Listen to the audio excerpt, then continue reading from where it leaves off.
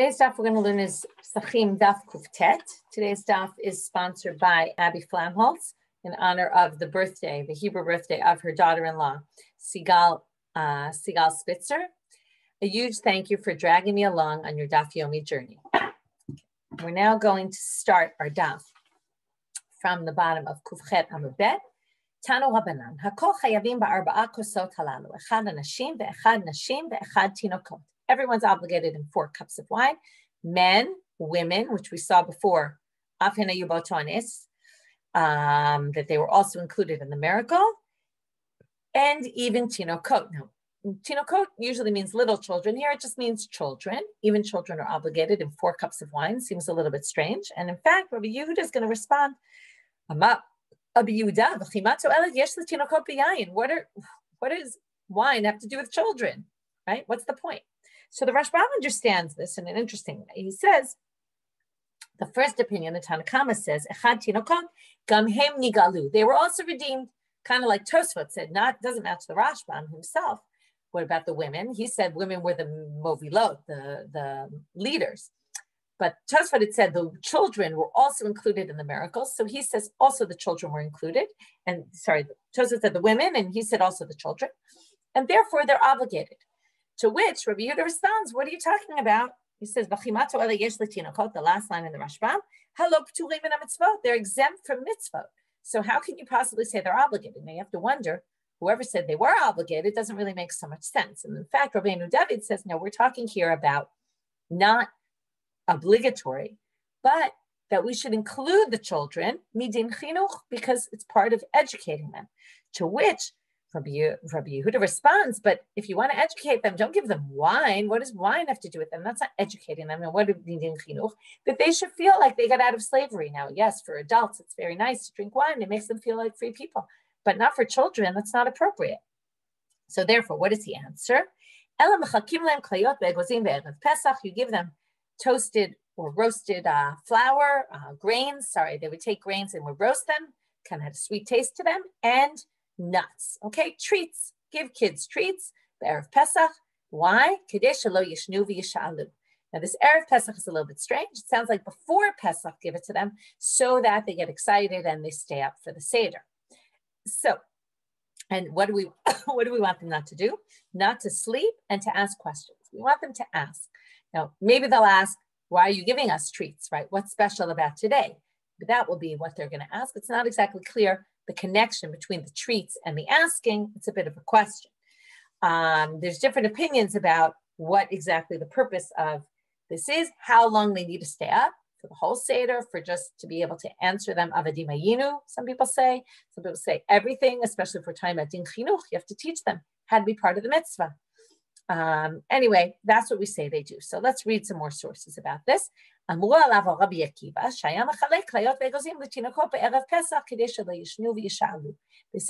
Akiva that this was also a custom that he did. He would give these to his children so that they would ask. It's kind of funny because when I grew up, we didn't really know anything about these klayot and egozim.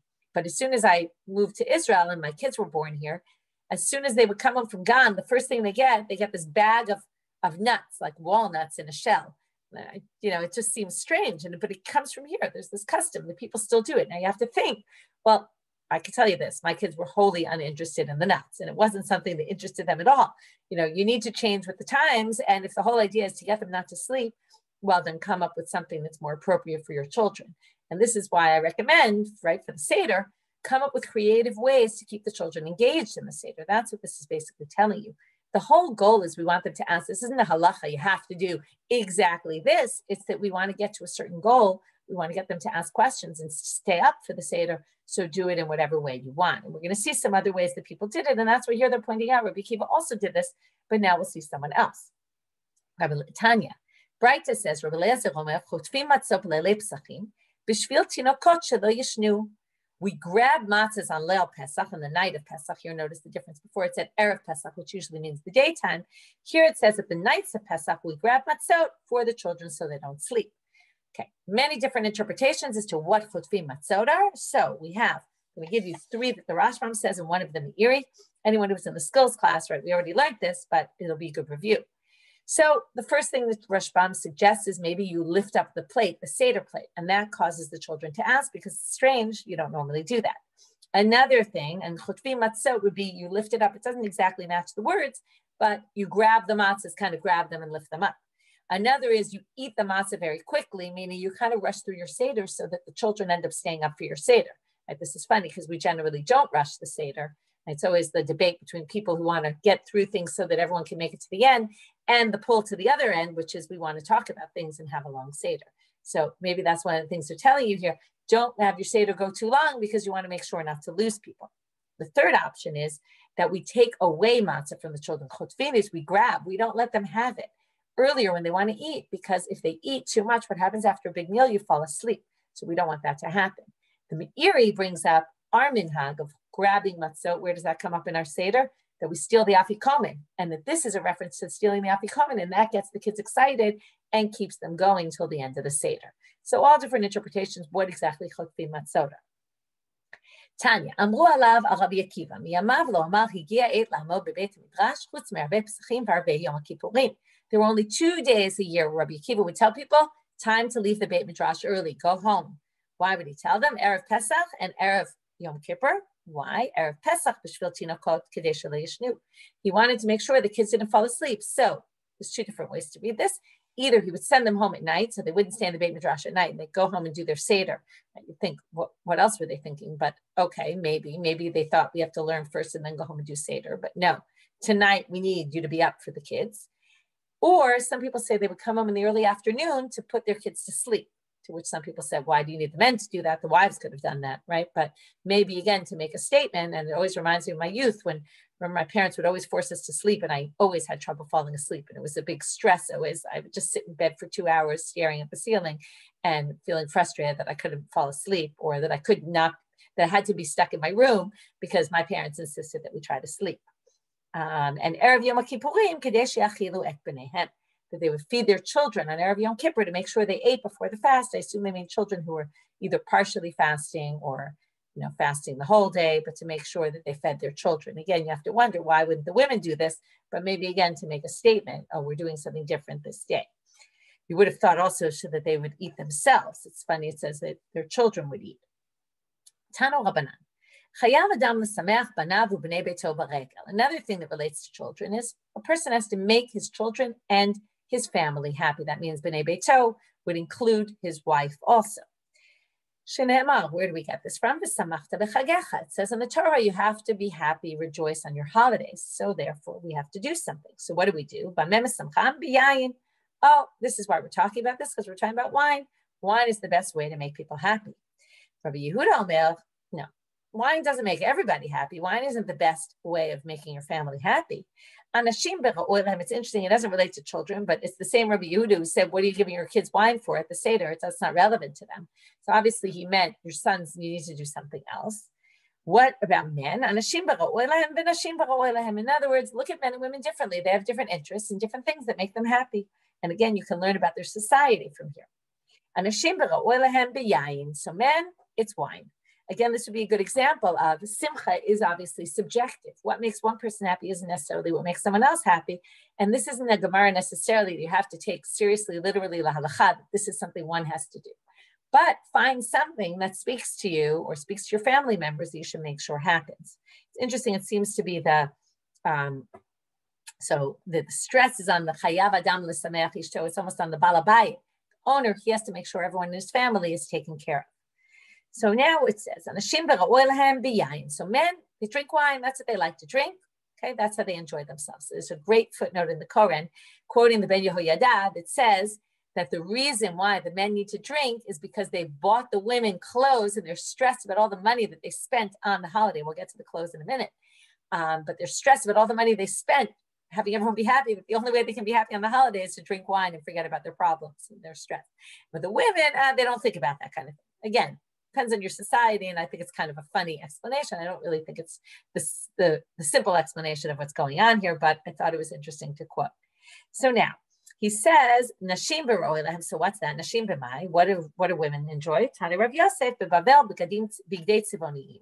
They like colorful clothing in Babylonia. Be'eretz Yisrael, bigdei pishtam megoatzim. linen pressed clothing.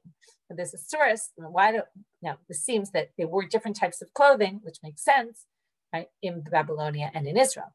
But also there's a source that talks about that the Babylonians didn't know how to iron properly. Their ironing is like our washing, it says. So it seems maybe because of that, they couldn't wear linen clothes because linen clothes without pressing them look awful. So that's why they wore other clothing. It's obviously made of some other material. It doesn't say what, but colorful clothing, it says.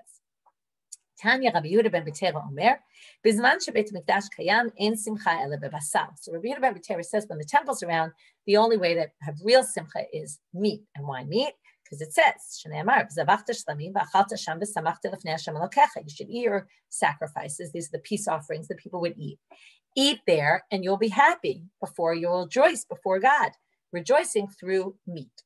But now that we don't have a temple anymore, the real happiness is through wine.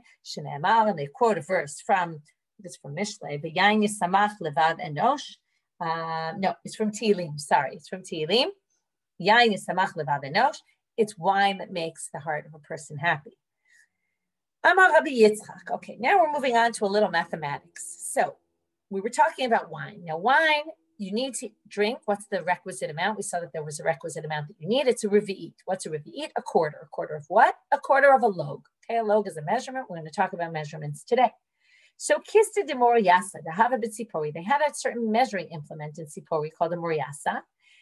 He havat kimin loga de mikdasha. It was the same size as a log in the time of the temple.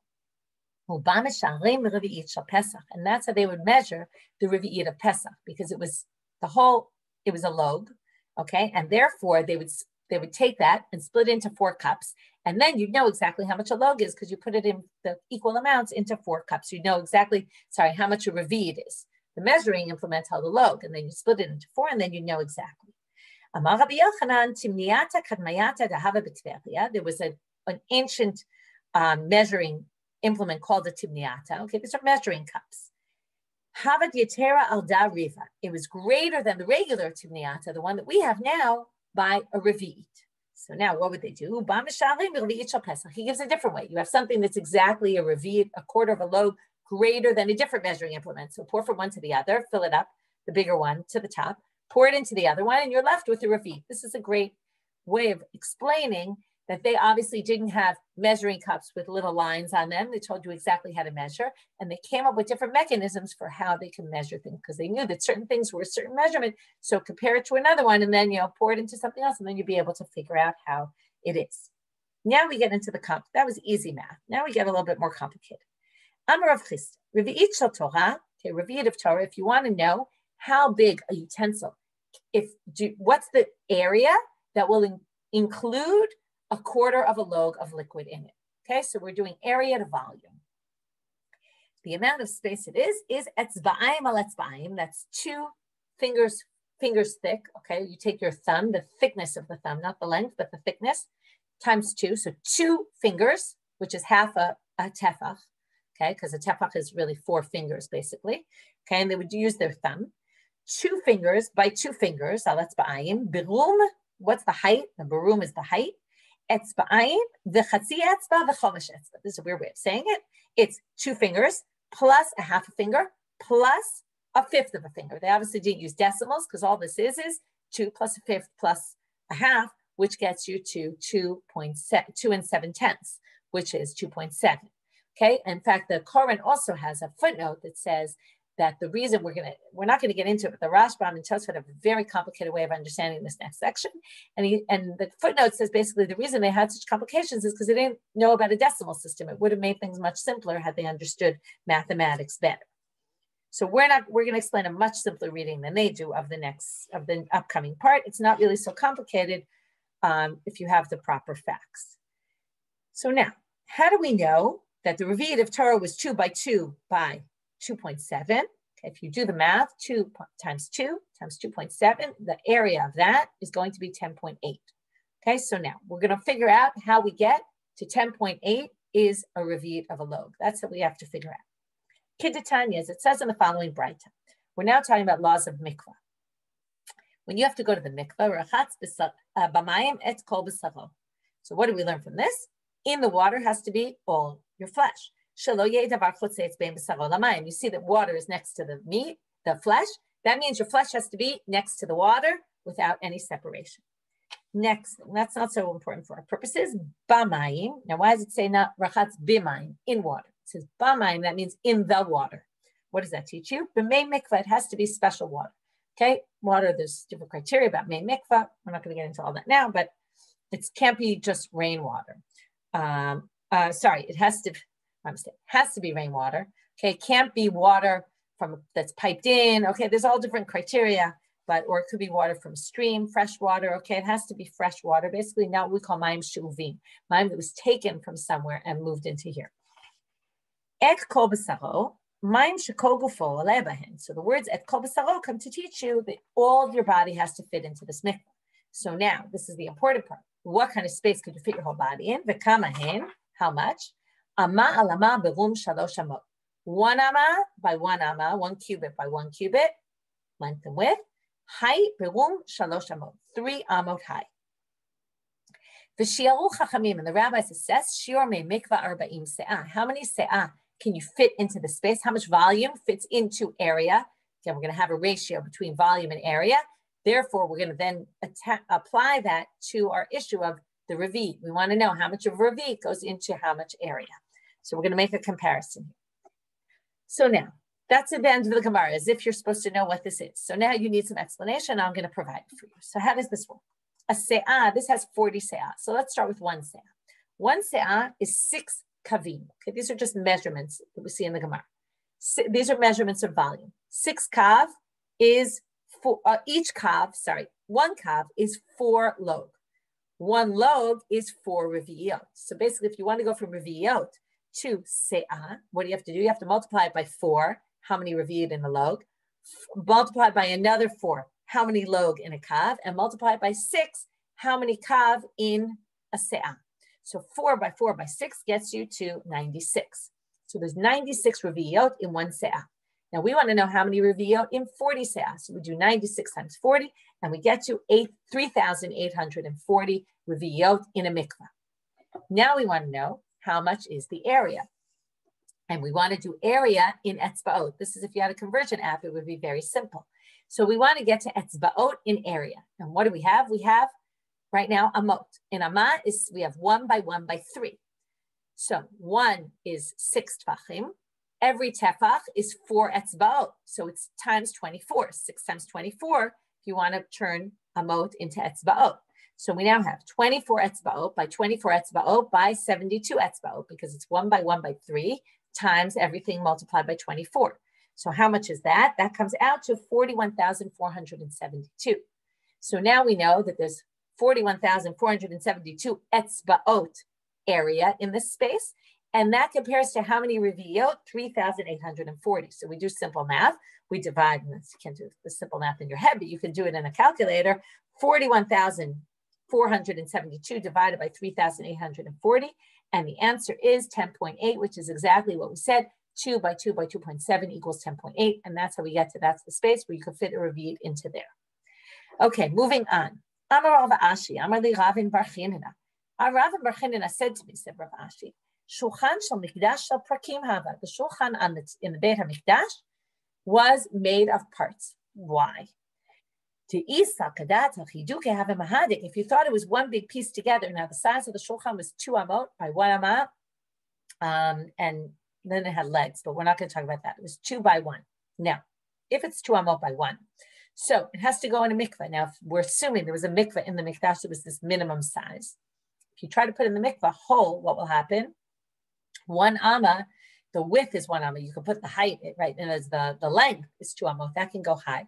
It's by 3 amot. But what's the problem? The 1 amma is not going to fit into a space that's 1 by 1. It won't fit. It's the exact same size. And the assumption is you had to tovel it in the mikdash, because the only time they would take the bread off the table, which is really the only time you can tovel the table if you had to, would be on Shabbat, and you can't carry it outside the mikdash on Shabbat. So if you're going to do it in the mikdash, and the mikvah in the mikdash was that size, then you would have a problem. Because if it was one piece, you wouldn't be able to put a 1 amma width into a 1 amma mikvah. So they say, my kushya, that's not a problem. Dilma b'yam shasa shlomo have a matbil. We've seen this yam shasa shlomo. It's a gigantic mikveh that sat in the Beit HaMikdash. Titani Rabbi Chia yam shasa shlomo machzik 150 mikveh tahara. It had 150 mikvahs inside of it. It was huge. So of course you can put the table in there. I don't know what you're talking about, he says. Okay. Next, going back to the Mishnah. And from here, we're going to start a whole other section, which you think, oh, we're going back to our topic because we've been off topic for a while. You think we're going back to our topic, but not exactly. Okay, you'll see why in a minute. You can't have less than 4 cups. Remember, this is the poor person, but really anybody needs 4 cups. So now they say, wait a minute, you need 4 cups of wine for Leila Seder? This is a problem. How could they do something that's dangerous? Now, you might say, if you didn't read on, you think it's dangerous, right? I can't drink 4 cups of wine without getting kind of drunk, right? It's not exactly the best thing to be doing, but that's not what they say. Vahatanya, doesn't it say in a Braita, lo yochal adam trei, v'lo yishtet trei? You can't eat 2 of one thing. You can't drink 2 cups of something, okay? And you can't do anything in pairs. What else can you do? Lo yikanech trei, you can't wipe yourself twice. And lo yaset rachav trei, and you can't have sexual relations twice in a row. Anything in pairs is considered bad. Okay, now why is it bad? So this, you have to understand, it was superstitious. They were worried about evil spirits, and spirits get to things in pairs. There's people nowadays who don't give tzedakah in even numbers because they're worried about this issue. They do it in odd numbers because anything even is considered dangerous. So therefore, how could we possibly have 4 cups? It's divisible by 2. It's a problem. So how could we possibly have a halacha that's going to endanger you? So we have 3 different answers given. Amar Rav Nachman, Amar Kra, Leil Shimurim, Leil HaMishumau Ba'amin HaMizikim. Oh, this is a special night. We're protected on this night. There's all sorts of customs. We don't say Kriyat Shema Lamita, right? We don't have to say the Bracha of Hamapil and all that, all those prayers that we say we're scared of the evils of the night. Some people have a custom not to lock their door that night. We don't say Magen Avod in Shul if it's Friday night because that was a prayer we saw the other day to enable people to leave shul all at the same time because otherwise there would be dangers on the way. So there's all sorts of minhagim that develop as a result of this being a protected night. So therefore, we're not worried about mizikin and evil spirits. Rava Amar, this is a cup of a blessing. This they mean the Berkat Bazom one, which we've talked about a lot already. The one that we say on benching, that one is only litova, not lira'ah. Unclear exactly what this means. Either that one's just always a protective one and it's not going to basically make this all even. Or maybe the third one kind of attaches itself to the first 2 and makes it an odd number. And then one stands alone of the last one. Different ways of understanding it. Some people say it's only Pesach night. Some people say it's in general. The cup of Birkat Hamazon will never mess you up. And third answer, Ravina Amar, Arba'a Kase Tekinu Rabbanan Derech Chibut. The rabbis instituted 4 cups to be eaten as a way of symbolizing freedom. Each one is a mitzvah on its own accord. Okay, meaning this isn't 4 things. This isn't 2 and 2 and pairs. No, it's not an odd, even number. It's not looked at on its own. It's all odd numbers. Each one is by itself, and therefore there's no sense of danger. Okay, what's this idea of mizikim? We're going to talk about this more because the next apim we're going to really talk about all sorts of things that they were worried about. Okay, it comes up in a lot of different sections of the Talmud where it was clear in those days they believed in evil spirits, or the evil spirits are representative of something else, maybe psychology, right? Some sort of psychological fears, other things like that. And maybe it's all internal rather than something external like an evil spirit. Anyway, there's all different ways to look at this. We'll end here for today and food for thought to be thinking about or further research if you're interested. Okay, have a good day, everybody.